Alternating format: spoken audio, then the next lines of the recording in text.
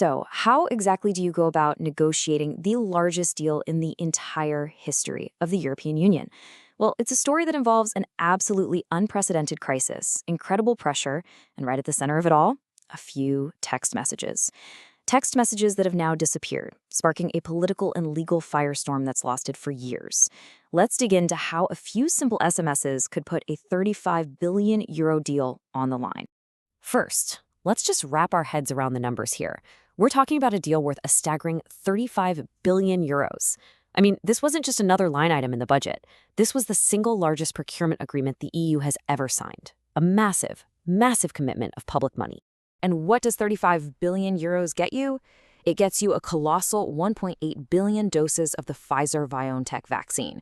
Now, that's 900 million confirmed doses, with an option for another 900 million on top. This was supposed to be the EU's silver bullet, the one giant negotiation that would finally put an end to the vaccine shortages crippling the continent. Okay, so that leads us to the big question, the real mystery at the heart of this whole thing. How in the world was a deal of this size, with the fate of 27 nations hanging in the balance, actually put together? Well, the answer is where the story gets really controversial.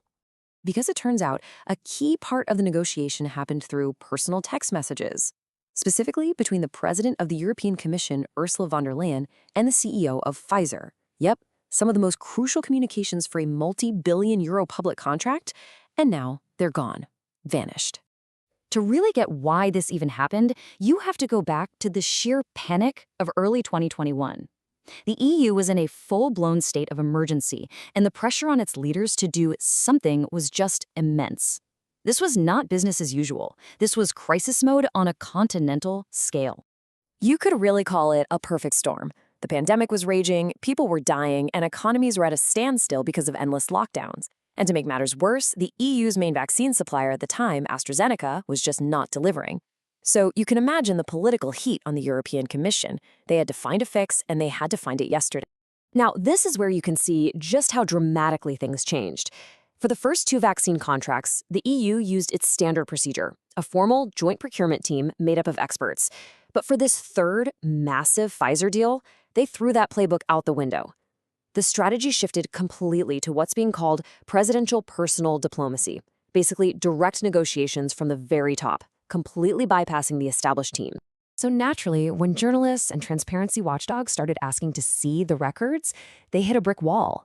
The contracts they got were heavily blacked out, hiding key info like the price per dose and the liability clauses. And when they asked specifically for those text messages, well, the Commission's official response is what really set the stage for a massive fight over accountability. The Commission's defense boiled down to one word: ephemeral. Their argument was that text messages, they're just short-lived, informal chats. They don't count as important official documents that you need to save. But for critics, this excuse created a gigantic loophole, a black hole where accountability for billion-euro decisions could just disappear. The European Ombudsman Emily O'Reilly was not having it. After her office launched a full investigation, she came back with this absolutely damning conclusion in July 2022. She called the Commission's handling of the whole thing maladministration. That's not just a slap on the wrist. That's a serious official condemnation of their lack of transparency. And here's the kicker. The investigation found something truly unbelievable. The Commission hadn't even properly looked for the text messages. They basically just asked the president's personal office, "Hey, do you have anything that fits our very narrow definition of an official document?" Unsurprisingly, the answer was no. For many, this felt like part of a troubling pattern, echoing a previous controversy over deleted phone data from President von der Leyen's time as Germany's defense minister. The Commission essentially ignored the Ombudsman's findings.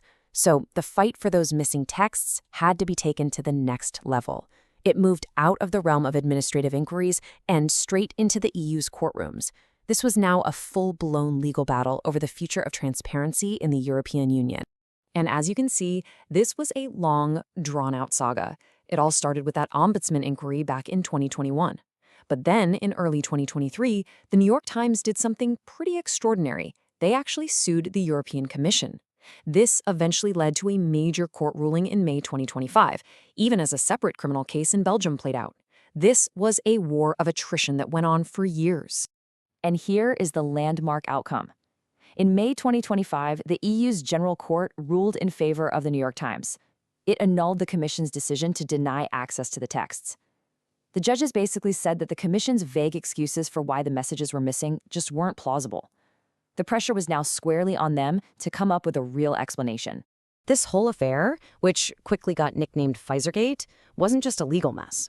It came with a very, very steep political price tag, and the consequences were felt in the EU's budget and right in its halls of power. Let's start with the money. In this new, personally negotiated deal, the price per dose jumped from €15.50 up to €19.50. That's a price hike of over 25%, a significant increase that was agreed to in secret, which only fueled public anger about the deal. And it wasn't just the higher price. The sheer size of the 1.8 billion dose order created a massive oversupply problem across Europe. The results? An estimated €4 billion worth of vaccines, paid for with public money, were ultimately destroyed, just thrown away. The political fallout was huge.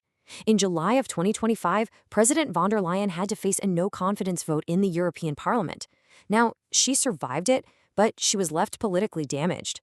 To hold her government together, she was forced into policy U-turns worth an estimated €150 billion. That's a staggering price to pay for the loss of political capital. In the end, though, the long-term legacy of this whole scandal is something people are calling the Pfizergate standard. It was a massive wake-up call for the EU. It ended up setting a much, much higher bar for transparency and public accountability. From now on, every major deal is going to be measured against the failures that this one brought to light. And so it all leaves us with this really tough, fundamental question. When you're facing a once-in-a-generation crisis, what matters more? Is it better to act fast and decisively, even if it means cutting corners on transparency? Or is that public accountability something that you can never, ever sacrifice? That's the core dilemma that Pfizergate leaves us all to think about.